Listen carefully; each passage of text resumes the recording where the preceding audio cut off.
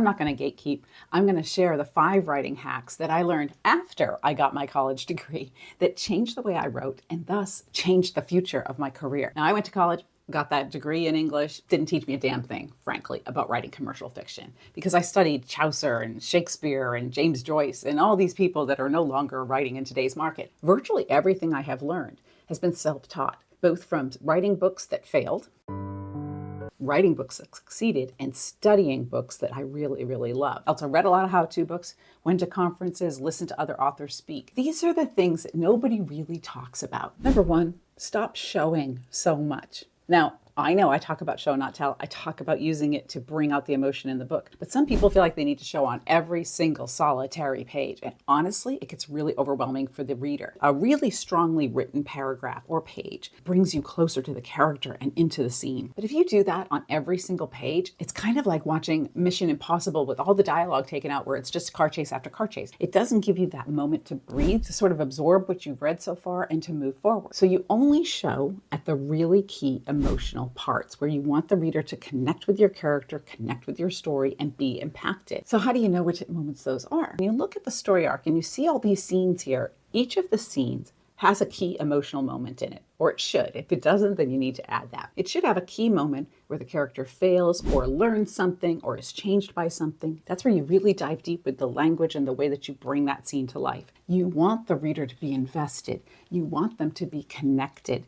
And when they read really strong paragraphs that impact them emotionally, they become connected. The other thing I didn't learn soon enough for sure is that backstory is boring. I know that you as the author really want the reader to understand why your character is acting the way that they are. Frankly, we don't care. What? A book is a lot like a cocktail party where you've just walked in and you don't know anybody in the room. And so you don't really want to hear somebody tell you their entire history in the first 5 minutes. You'll be finding an excuse to go help the hostess in the kitchen because that's going to be boring. You don't care about this person yet. You're not connected with them yet. So the whole key to backstory is to put it in gradually. The other thing with backstory is it completely grinds your book to a halt. Essentially, you're turning the plot car around and going into the past. So every time you do that, the reader's like, oh, okay, so now I got to read all about her childhood. Does it really matter, right? Okay, so that sounds like really good advice. Let's not drag down the book with a lot of boring backstory dumps. But where do I put the backstory and where do I keep it out? How do I even know what to do with that? Here's a super easy trick. Has it been triggered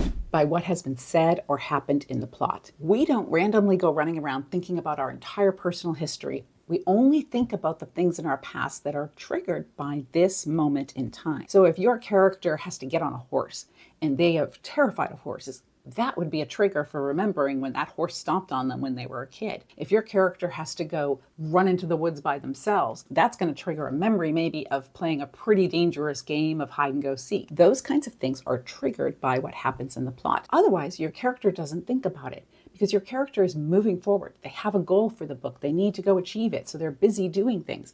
That is just like you and me. When I get up in the morning, I don't pause for like 40 minutes to think about my past before I have my first cup of coffee and go to work or go for a run. I got stuff to do. Like I have a whole long to-do list to get to.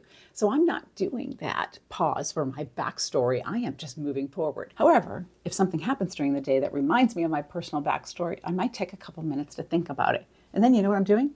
I'm moving forward. Because every time your book goes backward, remember, it slows it down, gives the reader a reason to stop reading. That goes right along with having more active scenes and a trick for your backstory. Active scenes are when your character is acting, doing stuff. The character has to do stuff. They have to have a goal and they have to have steps they take to move forward toward that goal. That's what forms those scenes that you have in your book. Every one of those is a step towards their goal. If you're going to drop in some backstory and it's really necessary to the plot, you want to do that in an active voice as much as possible. And what do I mean about an active voice? There's a really simple trick to do that, and that is to take out the word was or is. There's a big difference between the Volvo was hit by a semi and a Mack truck slammed into a Volvo, or a Mack truck crushed a Volvo at the intersection. You see how much more active and vivid crushed and slammed is than just was hit by. So when you write more active, you take out that was and you use a much more powerful verb and let it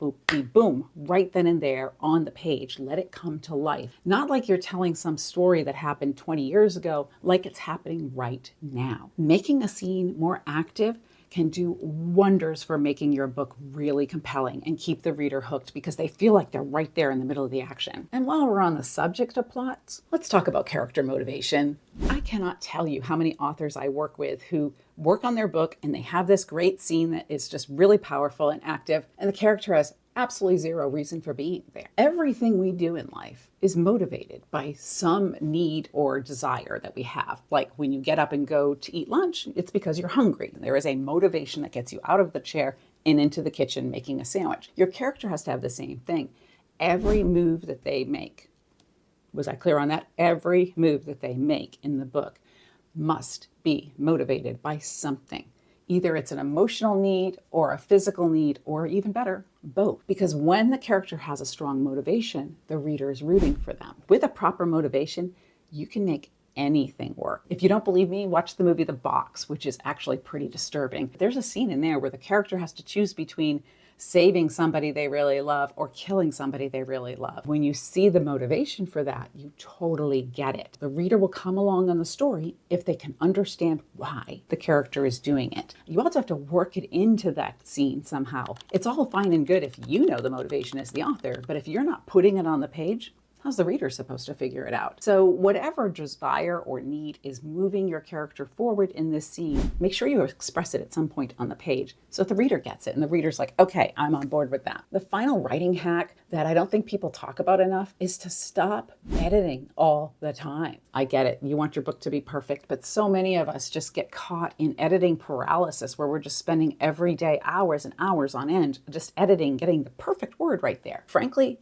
I can't know what the perfect word is until I finish the book. I do editing as I go along. I talked about that in my revision series. I go back and do that final tweaking and fine-tuning of each word when I get to the end, because that's when I really know what emotion do I want to put on the page here. Letting yourself get caught in this paralysis of editing also keeps you from having to finish the book. I firmly believe that we all have this little self-protecting side to ourselves that says, if I finish that book and I put it out there, people might give me a 1 star. That's going to hurt my feelings. It's going to make me want to quit. And all this stuff is happening in your subconscious.